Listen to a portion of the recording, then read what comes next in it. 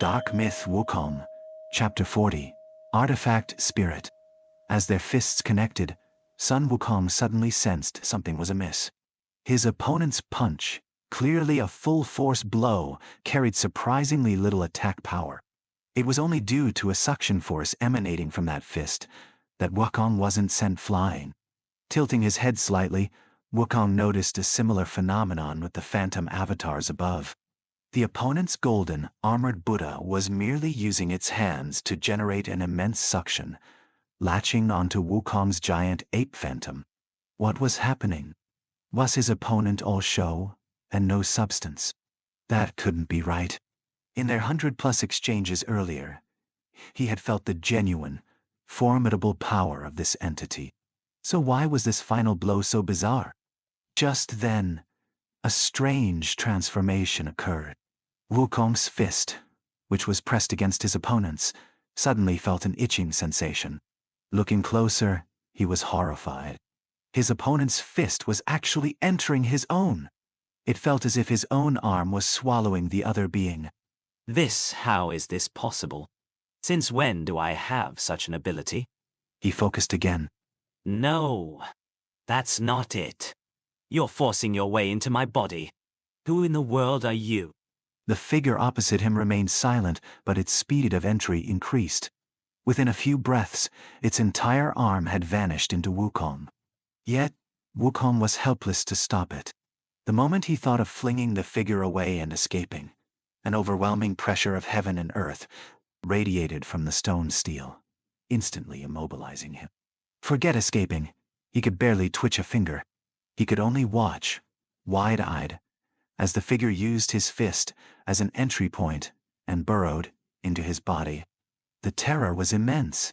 Yet, amidst this profound fear, Wukong found a strange calm. He suddenly remembered this wasn't reality, but the world within the Golden Cudgel. The staff had been with him for thousands of years, long since refined into his bonded artifact. For an external entity to enter its inner world without his knowledge was practically impossible. Therefore, this conscious entity before him must have been born from within the Golden Cudgel's world itself. If so, this consciousness was none other than the Cudgel's artifact spirit. But why would an artifact spirit attack him? Was it because of the steel? Thinking this, Wukong looked up at the stone monument. This time, he noticed something new. The front of the stele, previously blank, now bore several lines of text. Activating his fiery eyes' golden gaze, the inscription on the stele became crystal clear. 7 realm-suppressing heavenly steles exist in total. This is barren earth number 3, sealed within an earth element 5-colored divine stone. Sun Wukong, the great sage equaling heaven, of the ape demon race, was born from the transformation of an earth element 5-colored divine stone. Now, the realm-suppressing heavenly steles have manifested. The remaining 6 will appear in succession. Sun Wukong must find a way to gather them all.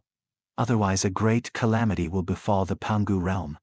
To aid you, I have specially sealed the previously fallen form of the victorious fighting Buddha within the Golden Cudgel to serve as its artifact spirit. When it absorbs sufficient 5 elements origin power in the future, the Golden Cudgel will surely ascend to become a super divine arm. Sun Wukong, the fate of the Pangu Realm, its survival or destruction, rests on you. Consider this carefully. Nüwa, of the demon race. Reading this, Sun Wukong stood frozen to the spot. Nüwa! A message from the great Goddess Nüwa. Could it be that Goddess Nüwa from the ancient era could foresee events untold eons into the future? And she had even bestowed such a great gift upon him. The divine abilities of the ancient great gods. Just how powerful were they? Wukong had thought himself incredibly strong, perhaps unrivaled in this Pangu realm. But seeing this, he knew he was still far too lacking. He had merely absorbed and fused 2 attribute-specific 5-colored divine stones, and had already become complacent. He had to remember that Nüwa, back then, had used the shell of a colossal sea turtle to refine an entire carapace full of 5-colored divine stones to mend the heavens. He, on the other hand, had only fused 2 incomplete ones. Compared to Nüwa, he was but a firefly to the bright moon, utterly incomparable. It seemed he had indeed been too arrogant. After reading the inscription, Wukong no longer resisted the consciousness entering his body. He now understood that this entity, this spiritual form capable of fighting him to a standstill, was his own former self, the victorious fighting Buddha, who had been slain by the Jade Emperor. No wonder it had seemed so familiar. The victorious fighting Buddha, becoming the Golden Cudgel's artifact spirit, was actually a good thing. Understanding this, the spirit's earlier attack also made sense. The artifact spirit currently possessed the intellect of a 7- or 8-year-old child. So, upon sensing his entry into the artifact's world, it had perceived him as a villain trying to steal its toy, hence the unhesitating attack. Later, when they both gathered power for a final blow, the artifact spirit must have sensed a familiar aura from the energy Wukong accumulated. That was why, at the critical moment, it converted all its power into suction and attempted to merge with him. The realm suppressing Heavenly Stele had suppressed him because it sensed his hostility towards the artifact spirit. Once Wukong saw the inscription and his enmity dissipated, the stele naturally ceased its suppression. Quietly, he allowed the artifact spirit to enter his body. Then, Wukong's consciousness withdrew from the Golden Cudgel's inner world, returning directly to his sea of consciousness. There, a miniature figure sat silently in a meditative posture. Wukong's spiritual energy instantly enveloped the small figure, and an intense feeling of kinship washed over him. A moment later, the miniature figure vanished, and Wukong's consciousness departed from his sea of consciousness. Sun Wukong slowly opened his eyes. With a wave of his hand, a golden light flashed from his fingertips. It swelled in the wind, and in an instant, the Golden Cudgel grew into a colossal pillar that seemed to touch the heavens. It was fortunate that this space was sufficiently vast, otherwise it might very well have pierced a hole in the sky.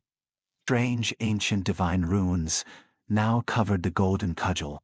Moreover, a small black dragon and a small yellow dragon ceaselessly coiled around it. These 2 small dragons were the Tao principles of metal and earth. Because these 2 principles had been condensed to their absolute limit, they had taken the form of small dragons. A faint smile touched Wukong's lips as he looked at the Golden Cudgel, nodding in satisfaction. He rose, walked to its side, and patted it. The Golden Cudgel abruptly shrank, returning to its usual size. The 2 coiling dragons settled at either end of the staff. Although it merely looked like the Golden Cudgel had gained 2 small dragons and some new patterns, the divine abilities it now possessed far surpassed its previous state. It was no longer just incredibly durable. Its powers were now divinely unpredictable. Wukong's only thought now was to find someone for a good, hearty fight. Otherwise, he felt a restless power coiling within him with no outlet. Just then, a loud shout echoed from above the ice demon pagoda. Sun Wukong, where are you? I am the Buddha of myriad ages of flowing light. I have come specifically to eliminate you. Right on time. Ha ha.